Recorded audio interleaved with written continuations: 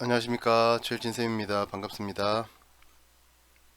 이번 시간에는 워드프레스 필기 11강입니다.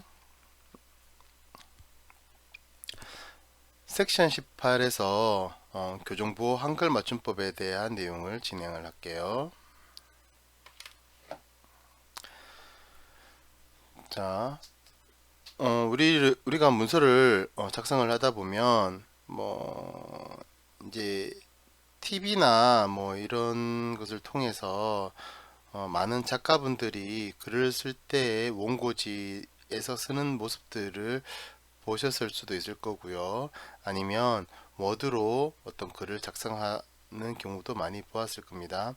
문서를 작성을 할 때 초고를 작성을 하고 난 다음에 그 문서를 제대로 인쇄를 하기 위해서, 즉 책으로 만들어내거나 활자로 표현을 하기 위해서는 교정 작업을 사전에 보아야 하는데요. 이 교정을 하기 위해서는 본인이 직접 할 수도 있고, 아니면 교정 작업을 전문적으로 하는 분들이 교정을 할 수도 있습니다. 그래서 이 교정을 하기 위해서 사용하는 어떤 표기법이 있는데요. 그 표기법에 대한 이야기를 잠깐 먼저 진행을 하겠습니다. 같이 한번 읽어 보실까요? 교정부호는 표시하는 색은 인쇄된 글자의 색과 다르면서도 눈에 잘 띄는 색을 이용해서 표기를 하는 게 원칙입니다. 당연한 이야기겠죠. 그러니까 일반적으로 문서를 작성을 했는데 작성한 문서와 같은 색깔로 하게 되면 이게 교정을 다음에 했을 때 잘 판단하기가 쉽지는 않을 것 같습니다. 그래서 좀 눈에 잘 띄는 다른 색깔을 이용을 해서 교정부호를 쓰는 것이 원칙이죠. 그리고 교정부호를 사용해서 정확하게 표시를 해야 하는데요. 지정된 교정부호가 있습니다. 그 교정부호를 이용을 해서 정확하게 표시를 해서 교정을 보아야 하고요. 그리고 교정을 위한 글자나 부호는 너무 복잡하고 난해하게 하지 않도록 최소한 간략하게 표기를 해야 합니다. 교정하고자 하는 글자를 명확하게 지적을 해 주어야 합니다. 뭔가 애매하게 지적을 하면 헷갈리게 될 수도 있으니까 교정하고자 하는 글자를 명확하게 지적을 해서 혼돈이 일어나지 않도록 해주셔야 되겠죠. 교정부호가 서로 겹칠 경우에 겹치는 각도를 조절해서 알아볼 수 있도록 해야 합니다. 그리고 한번 교정된 부분도 다시 교정할 수 있으니까 그런 부분도 열심히 체크를 해 주셔야 되겠죠.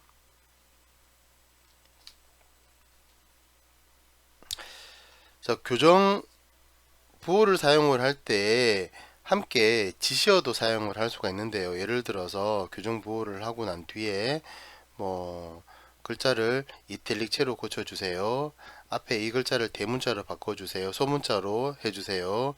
글자를 굵은 서체로 해주세요. 이런 글들, 이렇게 교정 지시어를 사용을 할 수도 있습니다.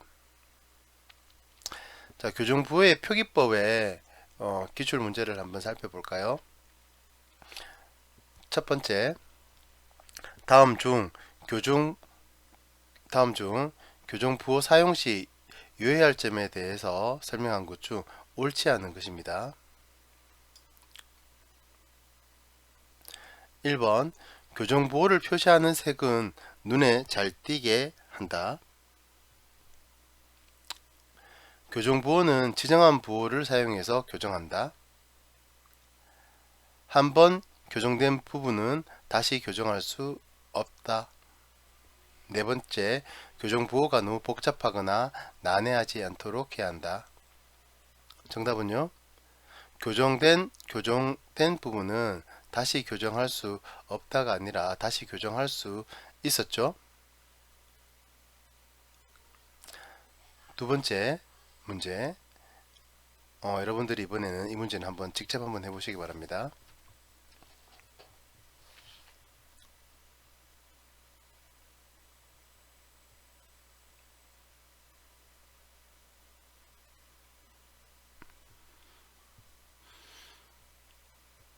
예, 풀어보셨나요? 정답은 몇 번인가요? 네, 같이 해보겠습니다. 다음 중 교정부의 사용법에 대한 설명으로 옳지 않은 것이죠.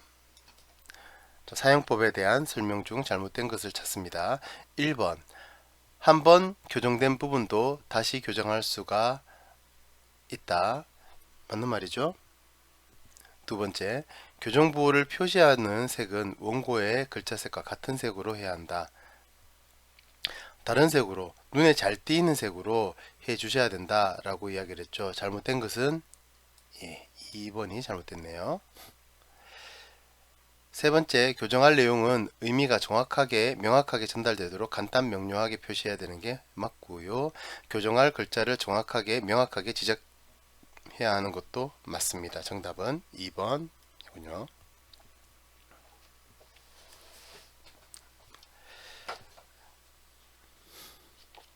자, 교정부호에 대해서는 시험 문제가 꽤나 많이 출제가 됩니다.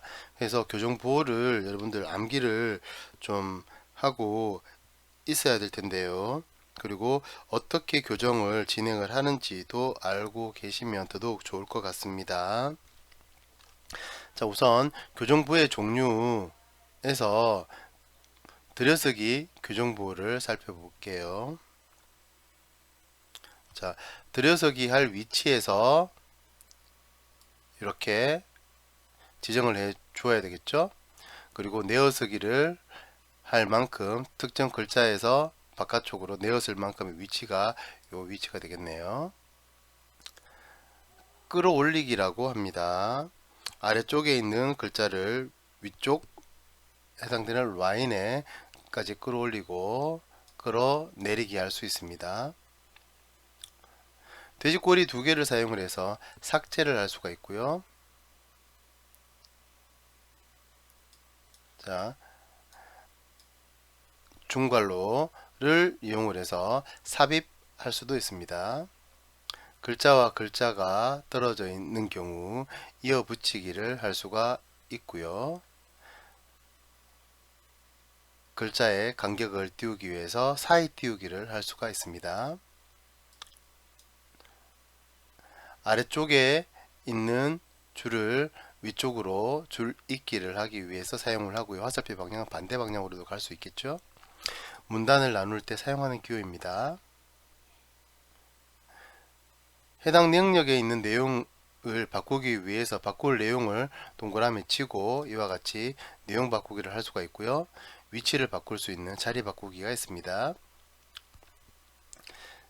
줄 간격을 띄우기 위해서 사용을 하고요. 교정을 취소할 경우 사용하는 기호입니다. 글자가 돌아갔을 때 바로 잡기인데 이런 경우는 최근에는 잘 없죠. 인쇄를 예전에 활자 인쇄를 할 때 활자가 잘못 끼워져서 이런 경우들이 간간히 있었는데요. 요즘에는 컴퓨터로 이제 타자를 치거나 아니면 손으로 하는 경우에는 일부러 거꾸로 쓰지 않는 이상 이런 경우는 잘 없겠죠.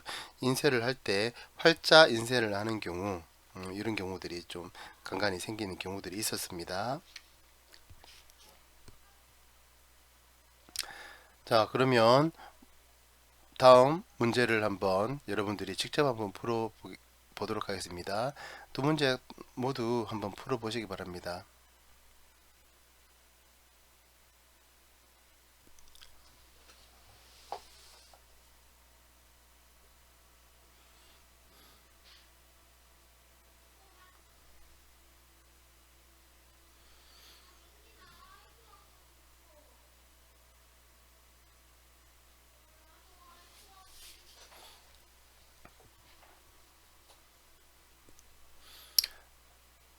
자, 다 풀어보셨나요? 같이 한번 풀어볼까요? 1번, 다음과 같이 문장이 수정되었을 때 사용된 교정부호를 순서대로 올바르게 나열한 것은 컴퓨터 사용은 정보화 시대에 반드시 필요한 것이다 를 정보화 시대에 컴퓨터 사용은 반드시 필요한 것이다 라고 했을 때 자, 지금 컴퓨터 사용은 정보화 시대에 정보에서 정보화 시대라고 하는 이 글자가 어디로 컴퓨터 사용은 앞으로 가야 되어졌죠. 그래서 어떤 기호가 필요한가요? 자리 바꾸기 기호가 필요하고요. 첫 번째는. 두 번째, 한 줄 이렇게 띄워줬어야 됐죠. 그래서 줄 간격을 띄울 필요가 있었네요. 그 다음, 자, 반드시 필요한 것이다 라고 하는 거에서 필요한 것이다가 문단이 바뀌어졌죠. 그래서 문단을 나누기가 필요할 텐데요. 그에 해당하는 것이 어떤 것이었죠? 먼저 자리 바꾸기가 필요했네요. 자리 바꾸기가 여기도 들어가고 여기도 들어갔습니다. 두 번째, 자, 이렇게 사이 띄우기가 줄 간격 띄우기가 필요했죠. 줄 간격이 2번과 4번을 찾아보면 4번은 문단 나누겠죠. 네, 그래서 정답은 2번이 되겠습니다. 두 번째, 다음 중 보기 1의 문장이 보기 2의 문장으로 수정되기 위해서 필요한 교정 부호들만 올바르게 짝 띄어진 것은, 자, 보기 1에서 보기 2로 수정되기 위해서 필요한 교정 부호들 어떤 것들이 있는지 한번 볼까요? 아름다운 조국의 강산을 우리 모두의 힘으로 가꾸어 나가자. 조국의 아름다운 강산을 우리 모두의 힘으로 가꾸어 나가자. 먼저 조국의 아름다운 조국의 이 내용이 뭐로 서로 그렇죠, 위치가 바뀌었죠. 그래서 자리 바꾸기가 첫 번째 있어야 되겠습니다. 그러면 자, 자리 바꾸기가 들어가 있는 것 필요할 거고요. 두 번째, 순서와는 상관이 없잖아요. 그쵸? 지금은. 그래서 어떤 것들 중에서 자리 바꾸기가 있는지 없는지를 살펴보고 2번에는 자리 바꾸기가 없네요. 그래서 2번은 정답이 아니겠죠? 자, 그리고 두 번째, 힘으로 가꾸어에서 여기에 한 칸 띄워져 있죠? 그래서 이렇게 띄어쓰기, 사이 띄우개가 필요합니다. 사이 띄우개가 들어가 있는 녀석은 여기 또 다 사이 띄우개가 들어가 있어요. 그쵸? 자, 그 다음에 글자가 좀 바뀌어졌는데요. 구라고 하는 글자가 꾸라고 하는 글자로 바뀌었어요. 그쵸? 그래서 글자를 바꾸어야 되겠네요. 내용을 바꾸어 사용해야 되겠죠. 그래서 내용 바꾸기가 필요한데 내용 바꾸기가 어디에 있어요? 네, 세 번째 여기에 내용 바꾸기 있군요.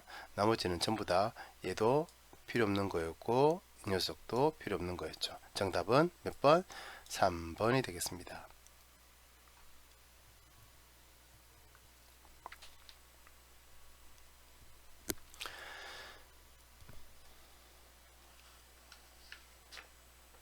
네. 자, 문서의 분량을 변경하는 교정 부호입니다. 문서량을 변하게 하는 교정 부호죠. 앞에 내용과 뭐 중복된 내용도 있고요. 문서량이 변화되는 것 중에서 문서량이 증가하는 경우가 있고요. 문서량이 감소하는 경우가 있을 것 같아요. 그래서 자, 한번 살펴보면 내용 바꾸기는 둘 다 증가하기도 혹은 감소할 수도 있을 것 같아요. 그리고 사입하기는 당연히 문서가 추가가 될 거니까 증가하겠죠. 자, 문단을 나누어서 처리를 하니까 문단의 길이가 전체 길이가 또 늘어날 거고요.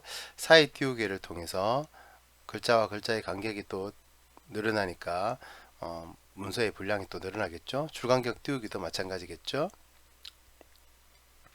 자, 들여쓰기를 하면 문서의 내용이 증가할 수도 있습니다. 내어쓰기는 감소하고 이어붙이기는 감소시키죠.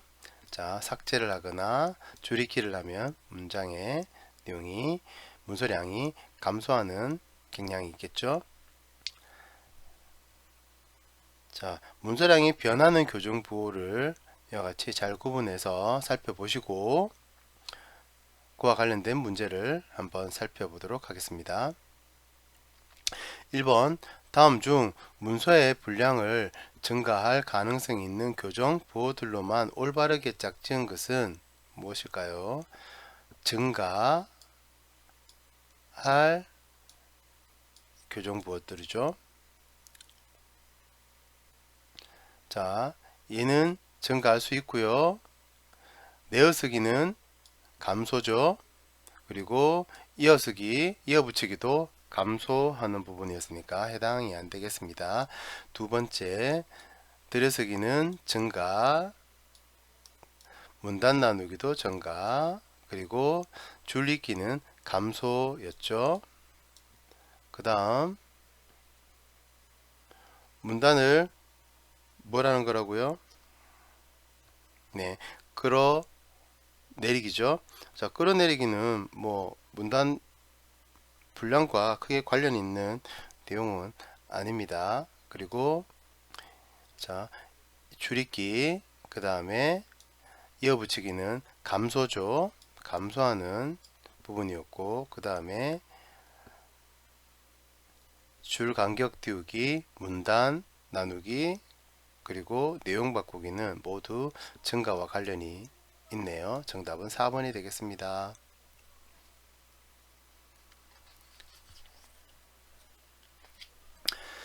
자, 서로 뜻이 상반되는 교정 부호들이 있습니다. 자, 문단을 나눌 키가 있고요. 그리고 나눈 문단을 다시 줄을 이어서 붙입니다. 서로 상반되는 내용이죠.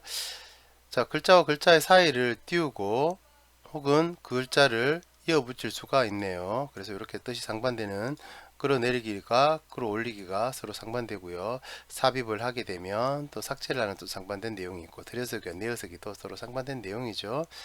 자, 그러면 이 부분을 한번 살펴보시면 요런 기호들도 생각외로 시험 문제에 많이 출제되었던 내용들이니까 요 내용들을 한번 기억을 하셔야 될 것 같아요.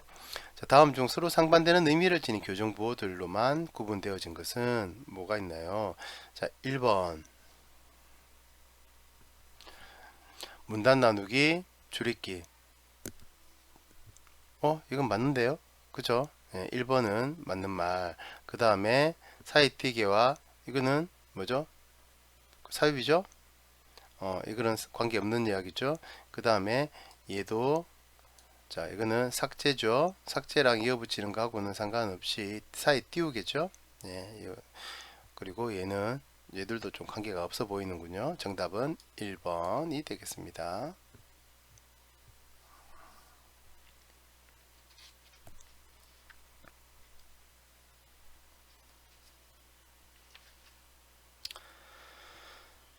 자, 한글 맞춤법과 관련되어진 내용은 다음 시간에 이어서 진행하도록 하겠습니다. 오늘은 여기까지 하겠습니다. 수고 많이 하셨습니다.